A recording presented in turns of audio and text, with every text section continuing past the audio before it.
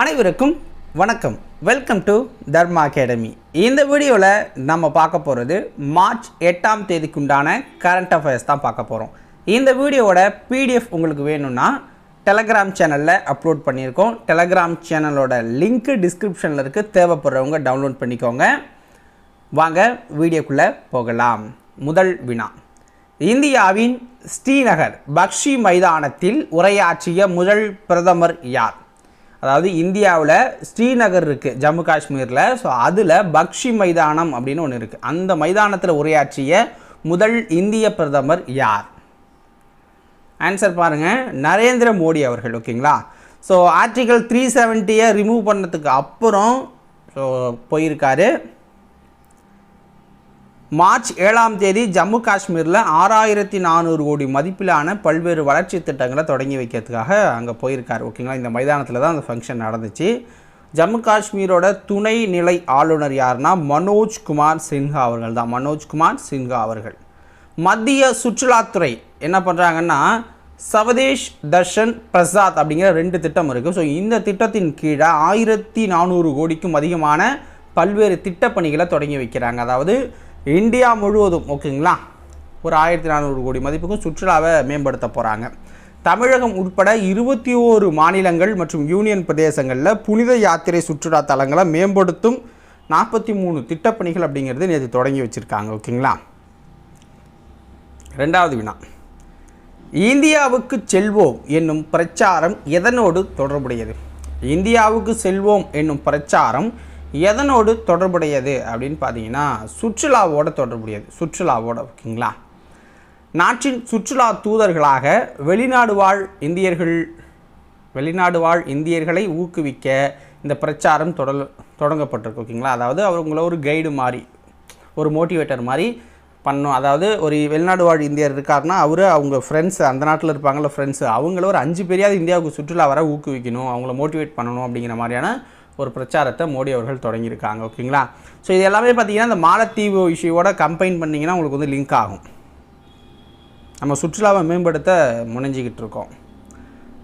கவிஞர் தமிழ்வொலியின் படைப்பு வெளி என்னும் நூலை வெளியிட்டவர் யார்? கவிஞர் தமிழ்வொலியின் படைப்பு வெளி என்னும் நூலை வெளியிட்டவர் யார்? ஆன்சர் என்ன? மு.பெ. சாமிநாதன் அவர்கள். மு.பெ. சாமிநாதன் அவர்கள் தான் வெளியிட்டிருக்காங்க. அதாவது தமிழ் வளர்ச்சித்துறை சார்பில் சென்னையில் மார்ச் 7ஆம் தேதி ஒரு 50 விழா நடந்துச்சு. இதில் தேவநாய பாவனார், வீரமாமுனிவர், தூய தமிழ் பற்றாளர் விருதுகளை தமிழ் வளர்ச்சி செய்தித்துறை அமைச்சர் வழங்கினார். யார் தமிழ் வளர்ச்சி செய்தித்துறை அமைச்சர்? மு.பெ. சாமிநாதன் அவர்கள் தான். ஓகேங்களா? செந்தமிழ் சொற்பிறப்பியல் அகர முதலீட்டு திட்ட இயக்ககம் மூலம் 2023ஆம் ஆண்டுக்கான தேவநாய பாவனார் விருது பா அருளி அப்படிங்கிறவருக்கு கொடுத்துருக்காங்க. வீரமாமுனிவர் விருதை சச்சிதானந்தம் அவர்களுக்கு கொடுத்துருக்காங்க. அடுத்த வினா, வடசென்னை அனல்மின் நிலையத்தில் நிறுவப்பட்டுள்ள 3வது அலகில் 800 மெகாவாட் மின் உற்பத்தி திறன் கொண்ட மிக உய மின் நிலையத்தை தொடங்கி வச்சவர் யார்? மு.க. ஸ்டாலின் அவர்கள். ஓகேங்களா? வடசென்னை அனல்மின் நிலையத்தில் நிறுவப்பட்டிருக்க 3வது அலகில் 800 மெகாவாட் மின் உற்பத்தி திறன் கொண்ட மிக உய மின் நிலையத்தை தொடங்கி வச்சவர் மு.க. ஸ்டாலின். மார்ச் 7 தொடங்கி வச்சிருக்காரு. 10,158 கோடி ரூபாய் மதிப்பு இதோட மதிப்பு. ஓகேங்களா? திருவள்ளூர் மாவட்டம் பொன்னேரி வட்டம் அத்திப்பட்டில் தான் வடசென்னை அனல்மின் நிலையம் இருக்குது. இதில் முதல் அலகில் 630 மெகாவாட் வந்து உற்பத்தி பண்ணிக்கிட்டு இருக்காங்க. 2வது அலகில் 1830 மெகாவாட் பண்ணுறாங்க. இப்போ 3வது அலகு தொடங்கப்பட்டிருக்கு 800 மெகாவாட்டுக்கு.